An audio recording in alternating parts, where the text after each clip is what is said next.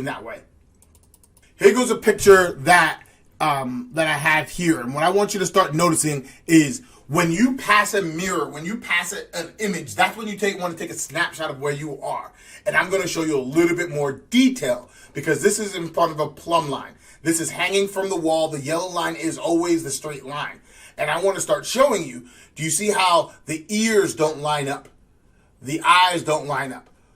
The bigger things is, do you see how the chest is blown out to one side? The hip is suctioned in and the foot is bowed out. And I asked them, as well as you can see how the hands are pointed in, which shows me the rotation inside the shoulders. You're coming in this direction. So again, he seems to be straightforward, but we're looking for something a little bit more specific. And you won't be able to catch these right up front, so we're going to show a little bit more specifics in that way.